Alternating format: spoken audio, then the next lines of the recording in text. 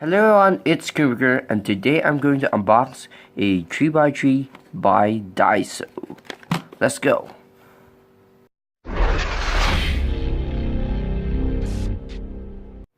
So let's take a look at the box. So we have 6-sided puzzle, got the Daiso logo.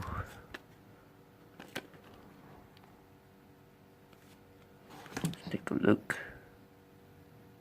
Alright.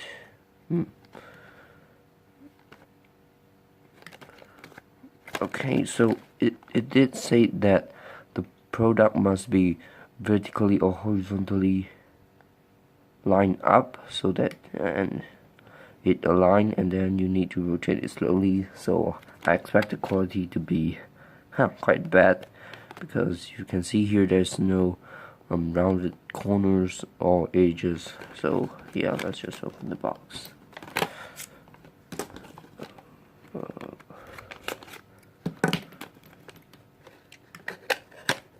Okay.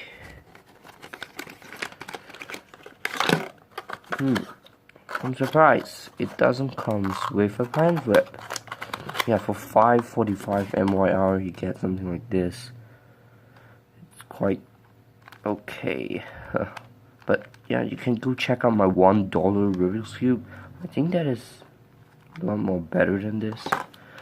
Okay, so the quality. Oh my gosh. You can see it must be aligned. Yeah, I can see no corner cutting. Seriously, maybe this. Oh, it's like the plastic wants to like just ruin itself. Plastic is cheap. Stickers are, really just that paper stickers. And color shades. Let's take a look at the color shades. Okay, still good. But the toning quality is really bad. It's worse than the $1 cube, I guess. So now let's take a look at the pieces. Okay, this mechanism, this piece design is really familiar, because it is the same as those cheap 3x3s. This is the Rubik's brand design, like the old Rubik's brand design. Oh yeah, standard 3x3 mechanism with no special any speed cubing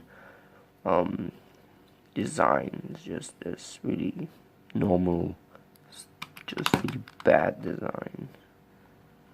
Alright, so that's all for today's video. Hope you enjoy, and I won't recommend you to go get a Daiso 3x3, but if that is the only way you can get a 3x3, it's better than nothing, right? So yeah, happy cubing everyone, and good day.